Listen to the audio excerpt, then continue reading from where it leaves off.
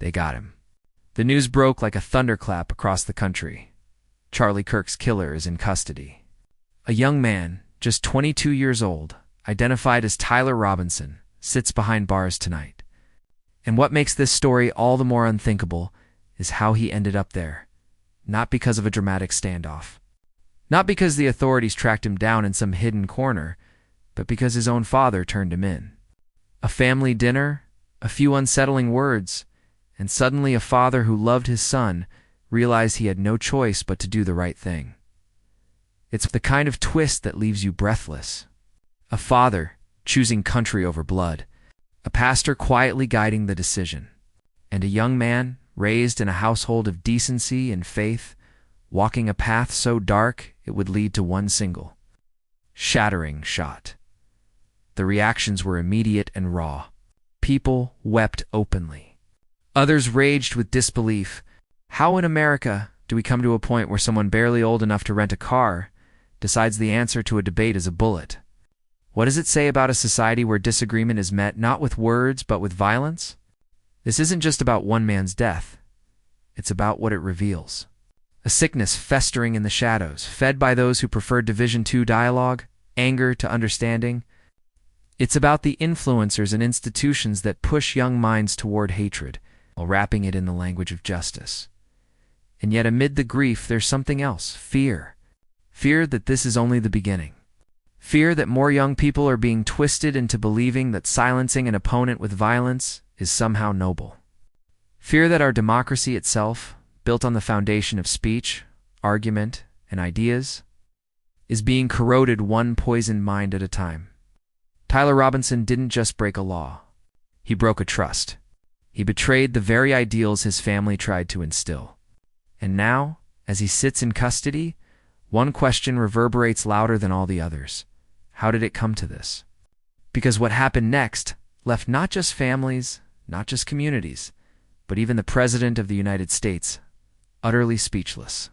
The moment the news reached the White House, everything stopped. Staffers recall the look on the president's face, stunned, almost frozen, as the words sank in. Charlie Kirk has been shot. For a split second, he didn't believe it. Then the gravity of what had happened crashed over him, and in that instant, the country felt just how deep this wound cut. The commander-in-chief described it later as one of the darkest moments of his presidency. A moment that pulled him away from policy, away from routine, and into raw human grief. And I'll be honest with you, I felt it too. I had known Charlie for years, long before the cameras followed him, long before his name trended daily online. He was young when we first crossed paths, still figuring out his voice. But even then there was something undeniable about him. You didn't just listen to Charlie, you leaned in. He had that rare gift of making you feel like the ideas he fought for weren't just his, but yours too. I remember bringing him back on my show again and again, telling producers, get this kid. He's going places, and he did. He built Turning Point into a movement. He gave countless young people the courage to speak their truth in a world that often tried to shout them down. That's why his loss feels so different. This isn't only about a man cut down in his prime. It's about a vision of America that is now under fire, literally. Because if someone as dedicated, as fearless, as committed to peaceful dialogue as Charlie can be silenced by a bullet, what does that say about the state of free speech in our nation? What does it say about whether we still value disagreement without destruction, debate without death? The stakes couldn't be higher. We stand at a crossroads, staring down two very different paths. On one side, an America that continues Charlie's mission to argue passionately, to disagree openly, but to do so with respect.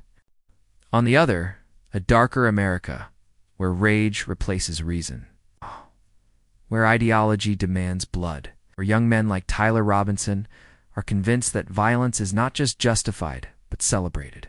That choice between dialogue and destruction, staring us in the face tonight. And make no mistake, the world is watching how we respond. Will we let this tragedy become just another headline? Or will it finally force us to confront the poison infecting our political culture? The answer matters not just for conservatives, not just for progressives, but for every American who still believes our democracy is worth defending. Because the story doesn't end with an arrest. It doesn't end with a father's heartbreak or a president's tears. In fact, it only grows darker. Investigators uncovered details that made this crime feel even more chilling. It's more intentional, more symbolic of the hatred festering among us. The bullets weren't just ammunition. They carried words, messages, a manifesto scribbled on cold metal, revealing exactly what Tyler Robinson thought he was fighting for. And when the public saw what was written there, the nation realized this wasn't just a murder, it was a statement. A declaration of war against the very principles Charlie lived and breathed. What did those bullets say? And how could a boy from a decent family believe such poison was noble? That revelation would leave America reeling, and it would force us to confront an uncomfortable truth about the future of free speech itself. Tyler Robinson wasn't born a killer. He wasn't raised in a broken home or neglected by careless parents. In fact, to know the Robinson family was to know decency. His father, a contractor who built homes with his hands and integrity. His mother, a nurse whose patients spoke of her kindness long after she left their bedside. Sundays were for church. Evenings were for dinner together around the table. Tyler grew up in the kind of household people point to when they talk about the American dream. Hard work, faith, stability, but somewhere along the way, something cracked. It started innocently enough. College. His parents encouraged him. He's proud that their son would be the first in the family to step onto a campus lined with ivy and ambition. They believed higher education would sharpen him, open doors, give him opportunities they never had. But what they didn't see, what none of us want to admit, is how easily that pride can turn into heartbreak when universities stop being places of inquiry and instead become factories of ideology. Tyler's first semester was filled with fiery professors who didn't just challenge ideas but ridiculed them. Students were told that dissent wasn't discussion, it was bigotry. Debate wasn't about finding truth, it was about punishing anyone who dared to resist the approved narrative. Tyler, eager to belong, absorbed it all. He came home for a Thanksgiving break repeating talking points he barely understood, lecturing the same parents who had raised him with values of humility and respect. His father's quiet warnings, "Son, don't let them fill your head with hate," were dismissed with a smirk. Then came the online world. Algorithms fed Tyler exactly what his professors primed him to crave: a sense of righteousness wrapped in rage. Anti-fascist forums. Discord servers filled with faceless avatars ranting late into the night. Twitter threads where violence was excused as self-defense against ideological enemies.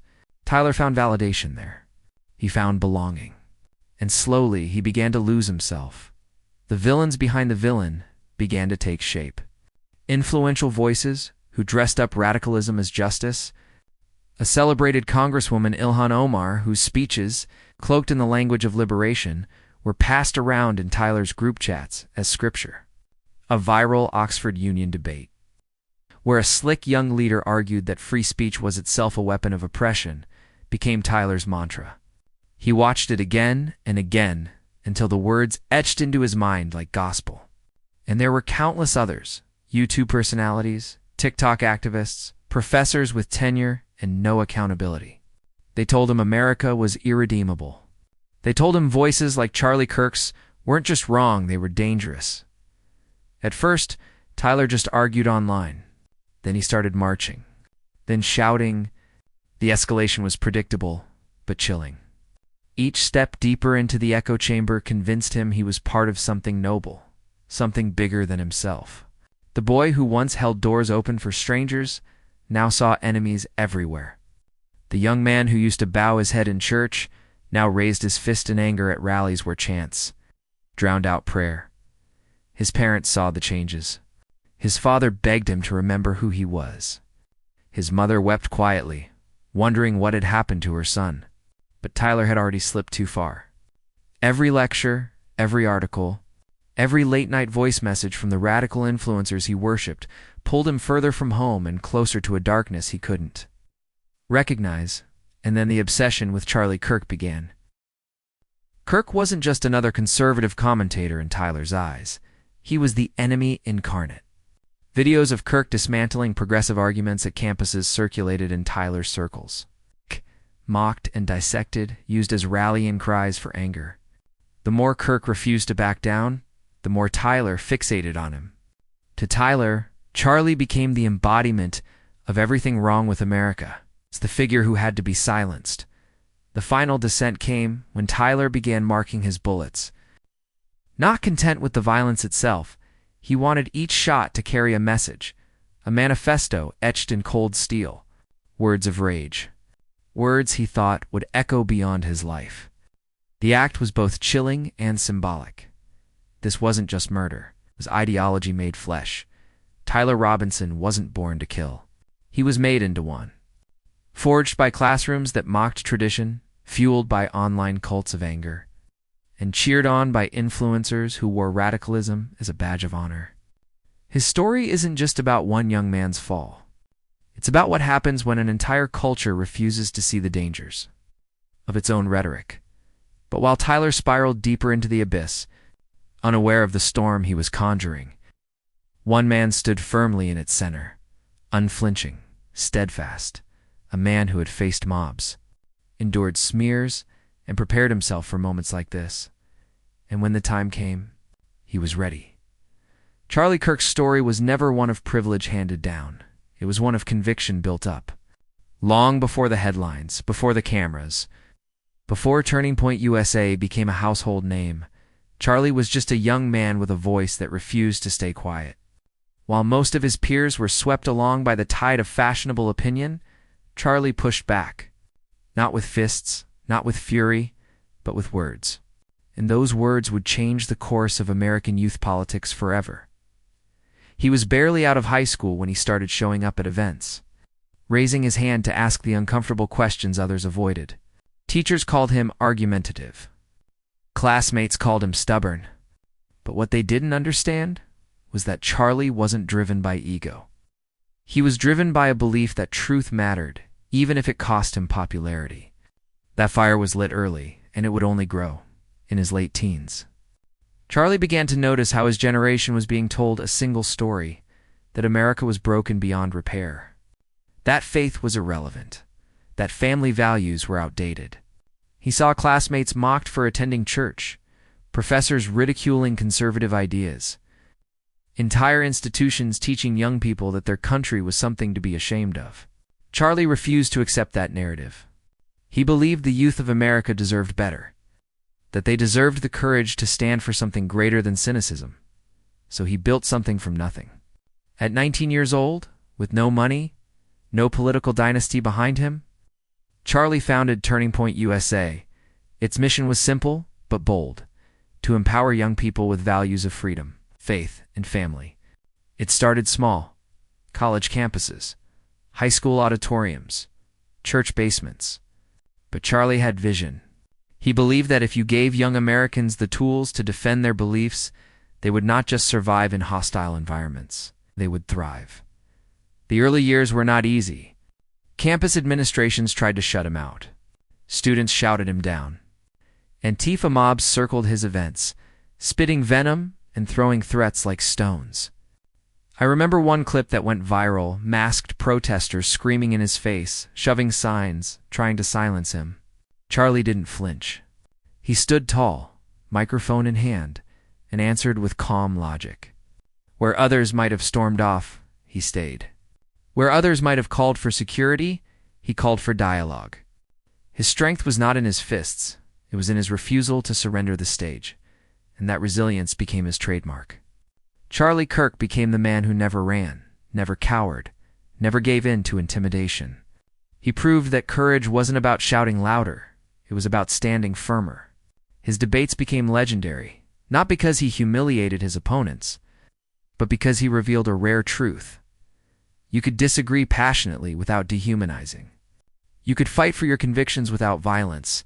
This is what made him a leader, not just to conservatives, but to anyone who still believed in America's promise. He spoke of faith when faith was mocked. He defended family when family was dismissed as archaic.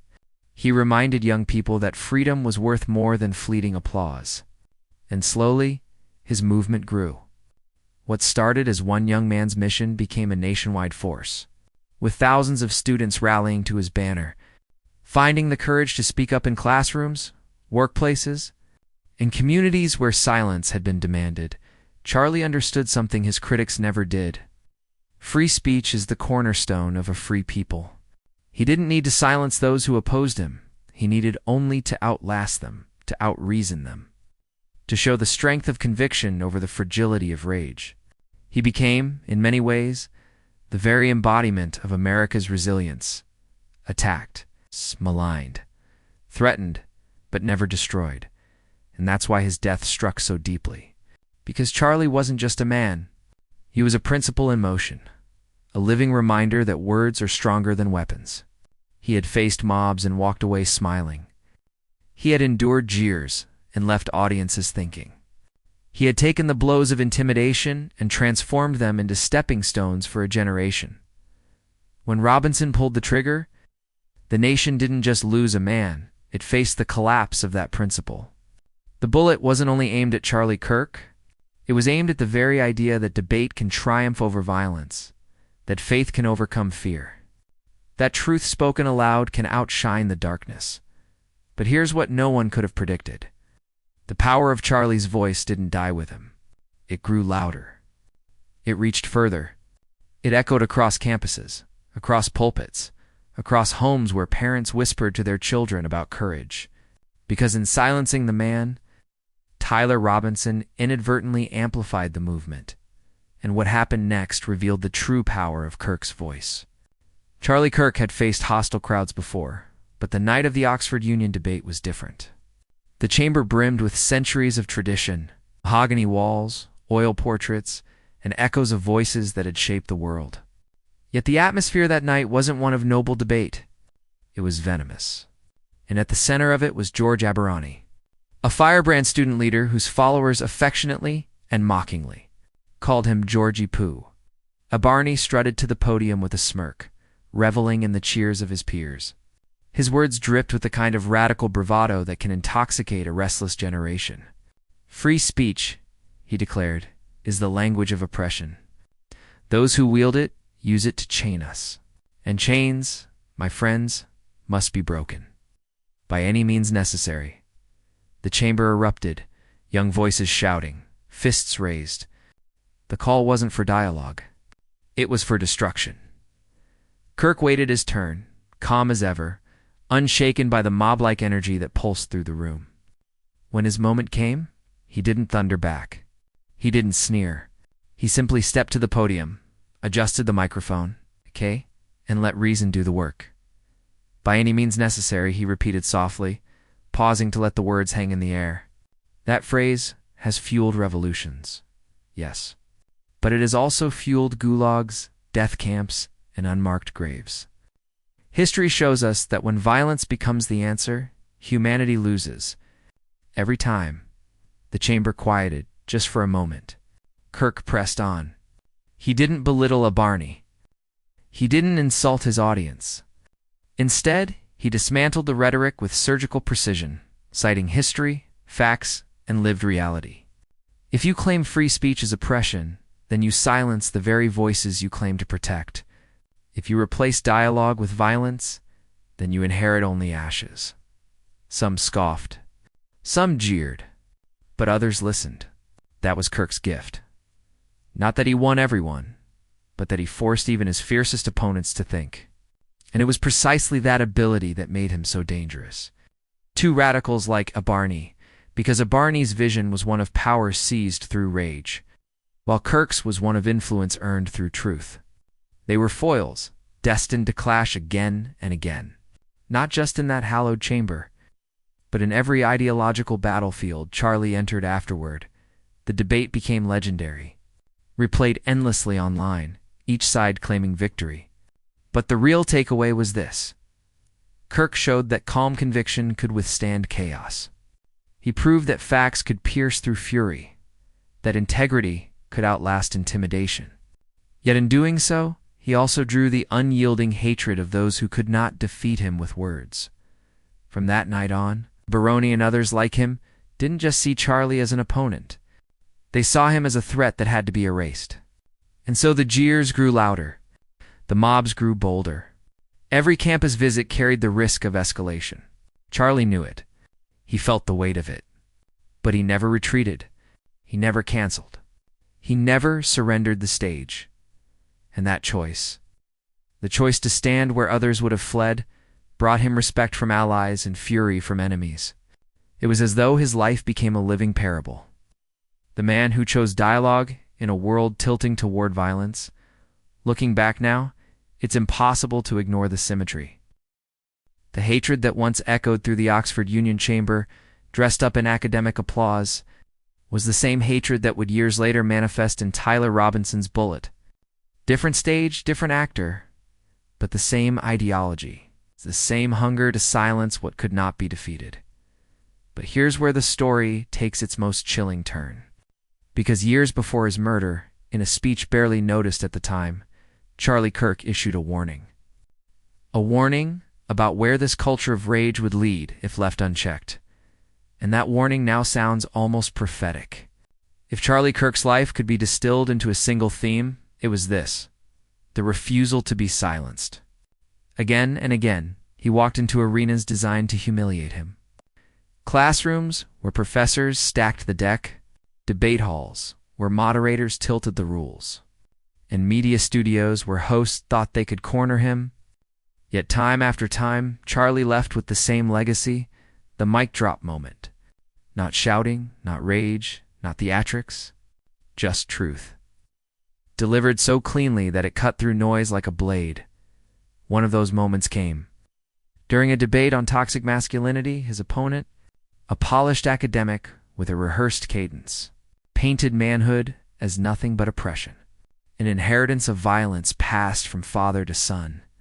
The crowd leaned in, eager for Charlie to stumble. He didn't. Masculinity, he said, is why we have firefighters who run into burning buildings. Masculinity is why fathers work 2 jobs so their children don't go hungry. Masculinity is not oppression, it is sacrifice. And when you label it toxic, you are insulting every man who ever laid down his life for someone else. Silence fell. Even his opponent faltered, caught between a prepared speech and a truth that required no preparation. It wasn't just a rebuttal, it was a defense of dignity. Young men in the audience sat straighter. Some even cheered. It was a reminder that, in a culture eager to diminish fathers, husbands, brothers, there was still someone willing to stand and say, "You matter." Another came in a debate over socialism, a subject where Charlie thrived. His opponent, a rising star in the progressive movement, lectured the audience on fairness, on equality, on redistribution. The applause grew louder with each familiar line. But Charlie waited patiently, hands folded, before calmly dismantling the entire argument. Socialism, he said, is the promise of equality delivered through the guarantee of misery. Show me a socialist nation, and I will show you breadlines. Show me a socialist experiment, and I will show you cemeteries. America has lifted more people out of poverty than any system in human history, not because we redistribute wealth, but because we create it. The applause didn't come immediately. First there was silence, stunned, reflective silence. Then came the eruption, a wave of clapping that rolled through the room. His opponent tried to recover, to reframe, but the energy had shifted. Charlie's mic drop wasn't just about exposing flaws in policy. It was about restoring faith in possibility. He made freedom feel not just defensible, but noble. Perhaps his most powerful takedowns, though, came when the subject was censorship.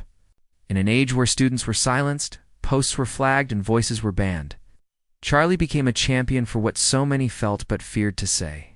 In one memorable exchange on live television, a host tried to corner him, "But don't we have to limit harmful speech to protect people?"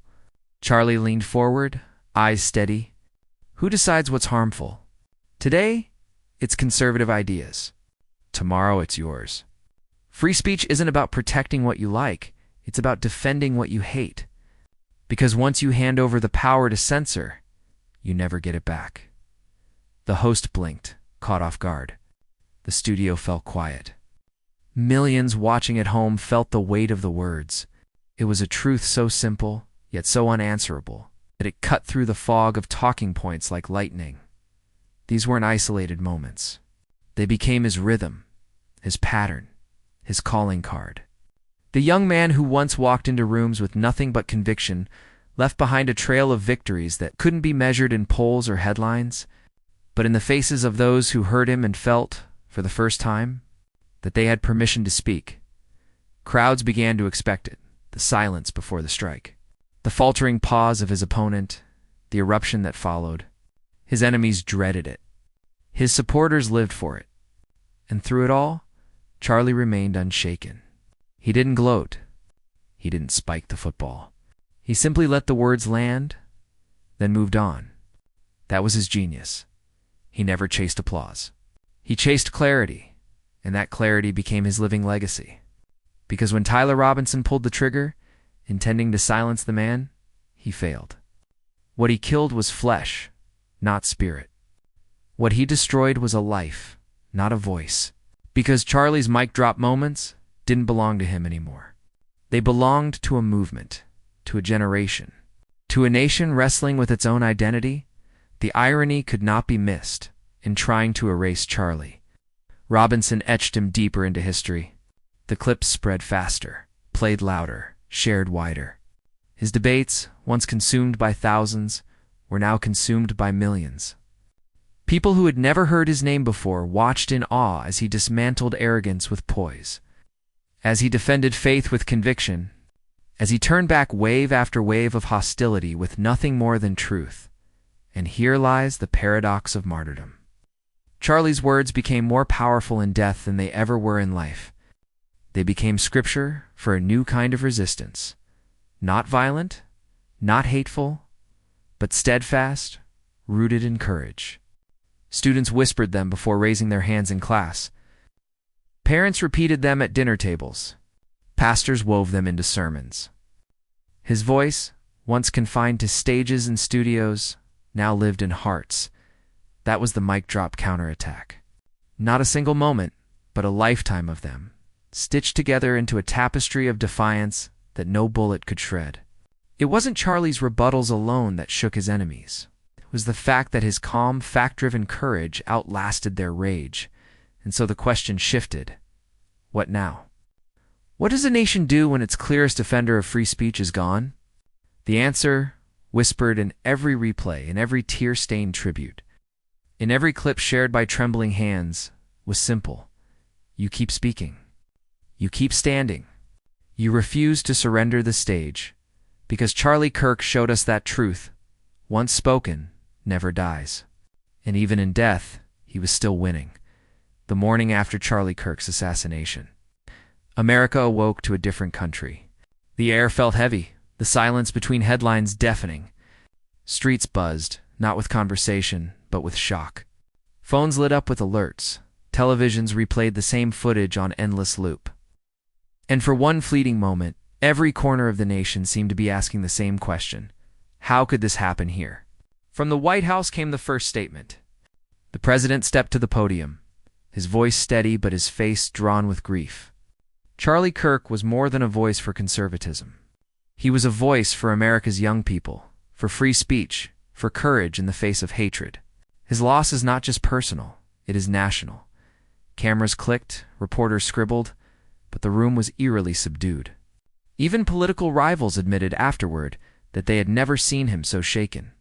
It was not merely the death of an ally. It was the death of a symbol. The media frenzy was immediate, and it split the nation down familiar fault lines. Some anchors choked up, their voices trembling as they described the scene and replayed clips of Charlie at his best. Calm, articulate, fearless. Others, shockingly, seemed to smirk through their coverage, treating his death less as tragedy and more as spectacle. Panels debated whether his rhetoric had invited violence, as though his very existence on the stage had justified the bullet that tore through him. That divide between mourning and mockery cut deeper than anyone expected. On social media, the reaction was a tidal wave. Hashtags surged to the top of trending lists. Hashtag justice for Charlie. Hashtag free speech martyr. Hashtag never silenced. Millions of posts poured in, some in grief, Others in rage, still others in cruel celebration. Memes flooded timelines, some honoring him with angel wings, others ridiculing him with cartoonish malice. It was chaos, digital and emotional. A mirror of the culture war Charlie himself had spent his life trying to navigate. But what stung the most were the betrayals. Some leaders, men and women, who had once stood beside Charlie at rallies, who had praised his courage in speeches, chose that moment to distance themselves. Their statements were shallow, perfunctory, carefully worded to avoid offense. A few even let slip laughter on hot mics, later brushed off as out of context. The mask of solidarity cracked, revealing the cowardice beneath, and yet others rose to the occasion. Figures from across the spectrum, politicians, pastors, even entertainers called for unity, for restraint, for reflection. One governor declared, "If we can't protect our ability to speak without fear of death, then we have lost America itself." A civil rights leader, once a sharp critic of Charlie, admitted, "I opposed him, but I never wanted this. Violence against voices, any voices, destroys all of us." In those rare, fragile words, there was a glimpse of something larger, a recognition that the wound was not partisan. But national around the world, the shock waves spread. European leaders condemned the act, warning that political violence knows no borders. Commentators in Asia compared it to the assassinations of reformers and dissidents in their own histories. In the Middle East, headlines framed it as proof that America's divisions were now its greatest weakness. Allies worried about stability. Enemies smirked at vulnerability. Charlie's death wasn't just America's tragedy, it was the world's warning. Back home, vigils sprang up overnight. Thousands of candles flickered in city squares. Young people, the very audience Charlie had devoted his life to, stood in silence, holding posters of his face, some with quotes from his speeches scrawled across them. Tears mixed with chants. "Truth will never die." The sound carried into the night, defiant and grieving all at once. But beneath the mourning lay something darker, a creeping dread that perhaps this was not an isolated act, but the first spark of something bigger. Commentators whispered about civil strife. Families argued at dinner tables. College students who had once raised their hands in debates now hesitated, wondering if words were still safe. The promise of free speech, already fragile, seemed to tremble under the weight of a single gunshot. And then came the haunting question: how did we get here? And where do we go next? In the days that followed, grief slowly gave way to something else: clarity. For amid the tears, amid the anger, there was a lesson shining through Charlie Kirk's life and death. It was the lesson that hate can wound, but it cannot win. That bullets may silence a man's heartbeat, but they cannot silence the truth he stood for. Charlie Kirk's story was never really about politics. It was about courage. It was about a young man who chose the hardest battlefield, not the one with weapons, but the one with words. While others screamed, he debated. While others slandered, he reasoned. While others threatened, he stood firm and refused to return hate with hate. That was his strength. That was his dignity. And that is what no act of violence could ever erase. Look closely at the contrast. On one side, a 22-year-old consumed by bitterness, feeding on rage in dark corners of the internet, convinced that violence was power. On the other, a man barely in his 30s who built his platform not on destruction, but on dialogue, faith, and conviction. One believed silence was victory. The other believed truth was liberation. The difference could not be starker. This is the crossroads America faces. Will we choose the path of Tyler Robinson, anger, violence, destruction? Or will we choose the path of Charlie Kirk, debate, dignity, and courage? Because every time a young person watches a debate, every time they raise their hand in class, every time they dare to speak up, that choice is being made again. Charlie's life reminds us that freedom of speech is not just a right. It is a responsibility. To speak without fear, to listen without hate, to argue without violence. He showed that disagreement doesn't have to make us enemies. It can make us stronger, sharper, more human. That's why he kept showing up. That's why he never backed down. And here's the irony. History loves to deliver. The attempt to silence him only amplified his voice across the world. Today, more people are watching his speeches than ever before. His debates are going viral. His words, once confined to lecture halls and rallies, are echoing globally. Because truth, when attacked, doesn't shrink. It multiplies. This is the parable Charlie leaves behind. Hate divides, but dignity unites. Violence destroys, but courage endures. And while one man tried to erase his voice, he only succeeded in ensuring it would never be forgotten. The final choice is ours. Will we let fear define us? Or will we carry forward the legacy of debate over destruction, of freedom over fear, of truth over terror? Charlie Kirk answered that question with his life. Now, it is up to us to answer with ours. They got him. But they will never silence what he stood for. From the very first moment this story broke, the shock was overwhelming. A nation reeled. A movement mourned. But now, standing at the end of this journey, we see something else. The proof that truth does not die with the man who speaks it. If anything, it grows louder. Charlie Kirk stood for more than himself. He stood for faith, for family, for the freedom to speak without fear. He stood for the idea that words are stronger than weapons, that courage can outlast cruelty. And in his passing, he left us not just memories, but a mission. A mission to ensure that the principle he lived for, that truth deserves the microphone, never fades.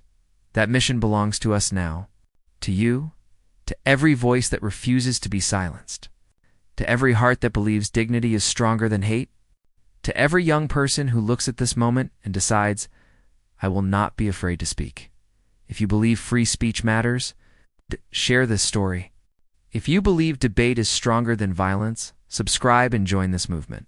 And if you believe that silence is never the answer, stand with us as we carry forward Charlie's legacy, because history is watching.